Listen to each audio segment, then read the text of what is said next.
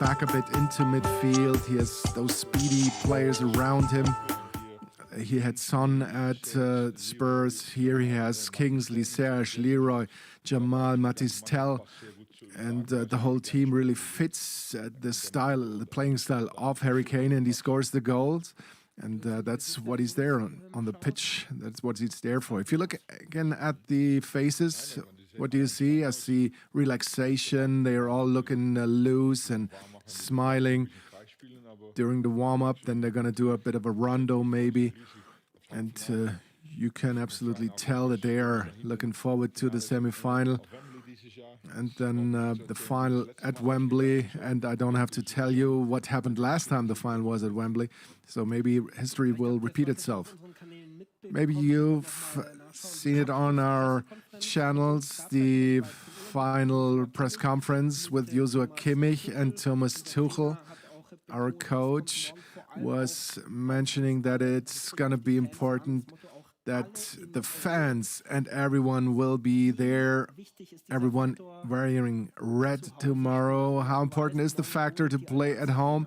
And that when you know that the Allianz Arena will be cooking, well, to play at home is always great, and particularly in a semi-final. They play the first game at home.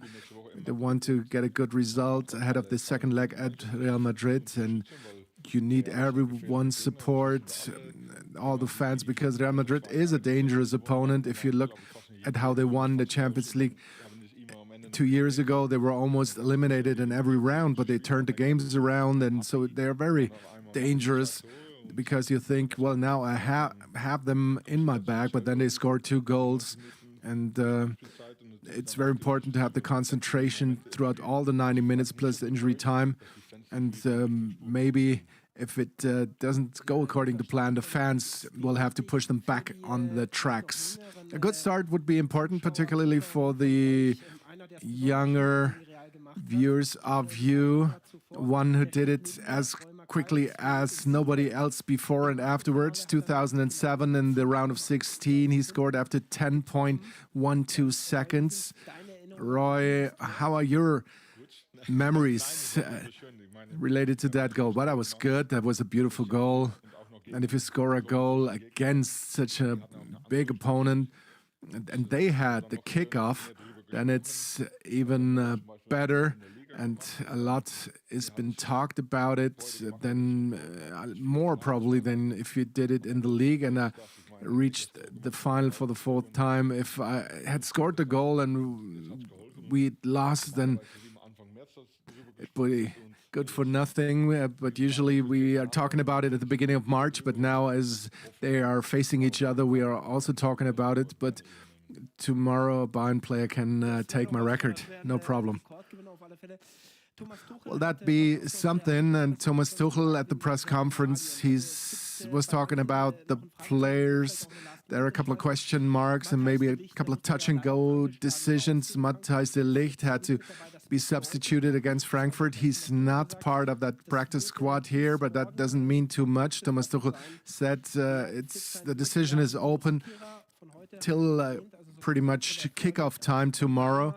But Conny Laimer is part of the practice squad, as is Leroy Sané, Jamal Musiala, Dayo Upamecano as well, who was out injured.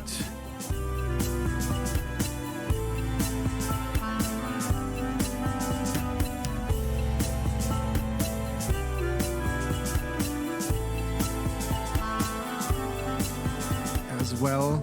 And from the players that were out, it looks like Thomas Tuchel will have all of them available for tomorrow. If nothing else happens, how important is it if you know that you have your full squad available for a game like that? Well, that's what you want as a coach, in order to have players coming from the bench and in order to make changes with players coming from the bench. When I know I have an impact player sitting there, so it's very important to have all of them, except for Matthijs maybe. Well, we have to wait for the practice, how this will go, but you can see it at different clubs that players are getting injured. That's part of the football game, unfortunately.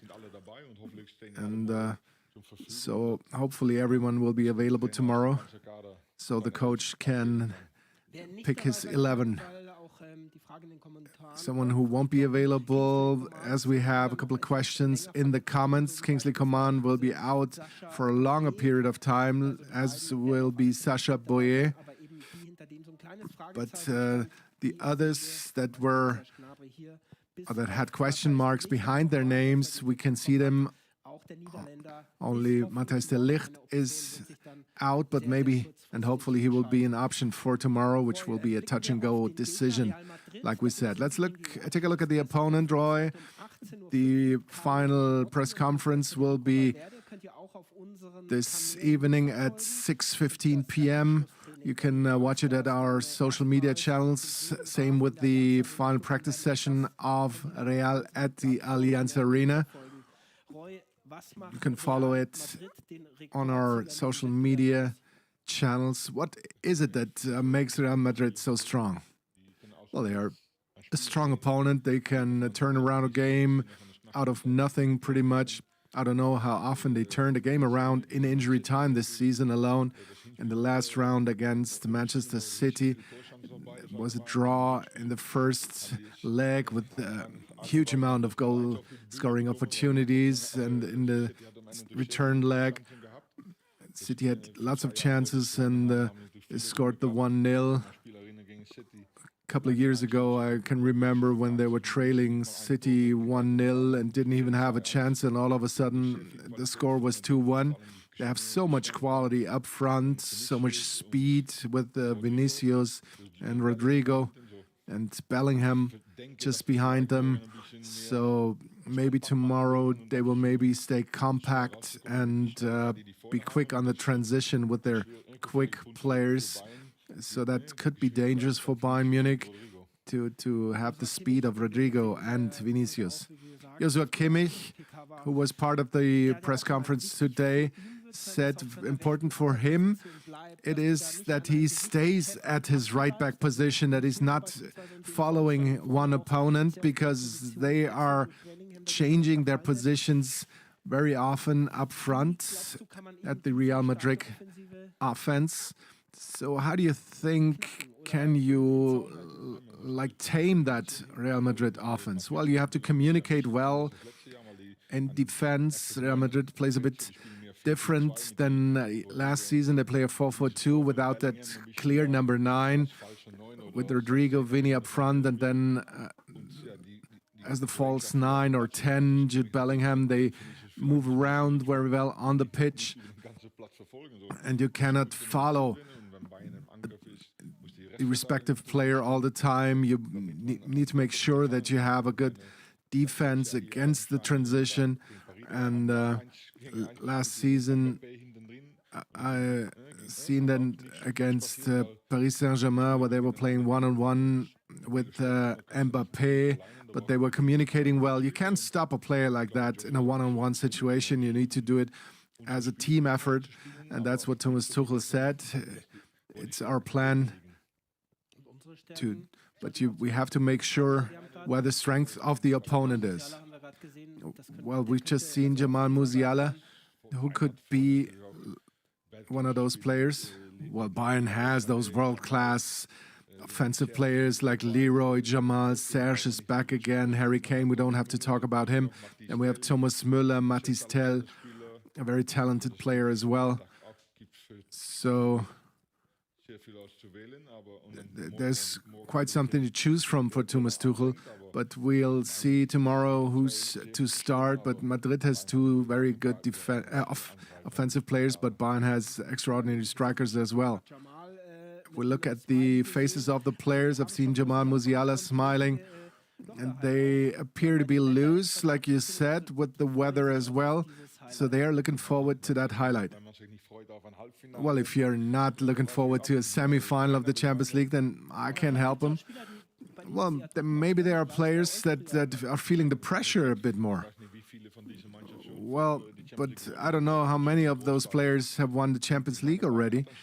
And Bayern has a difficult season in the league, but they're in the semi-final, and deservedly so, because they've won against Arsenal, and that's why they are in the semis. And we know when we are can deliver a good game, then we have a chance to reach the final. I was asking you for your predictions. There's only one in already, so tell us, what do you think? How will the score be tomorrow? Manuel Neuer was getting a new record for clean sheets in the Champions League. Hopefully we'll have another one tomorrow.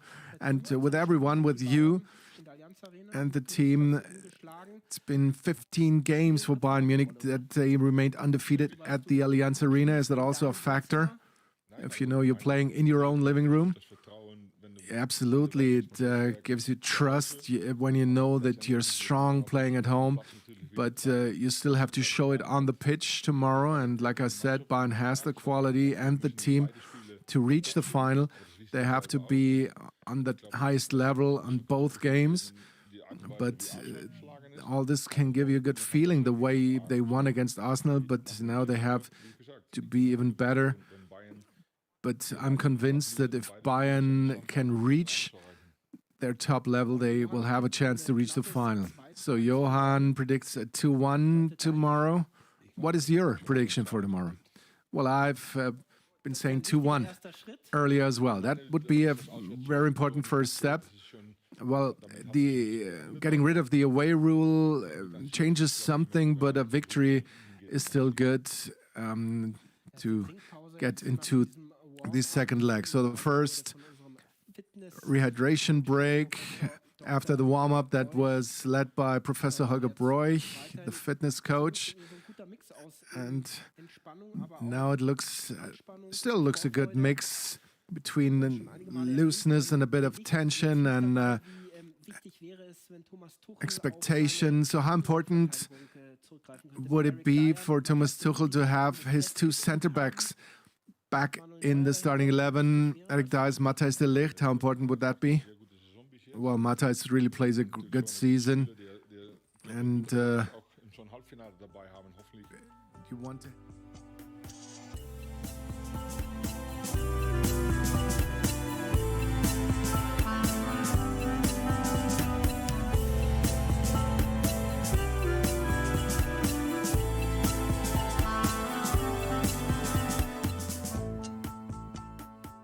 your top players who are in top shape in the semifinal, and him not having in the practice session doesn't mean he's not going to play tomorrow. You want to have players that are used to playing, that have been playing off late in a game like that, but we'll see tomorrow, an hour ahead of the game, whether he will be there or not. But he's really playing a good season, and I hope that he's available for tomorrow.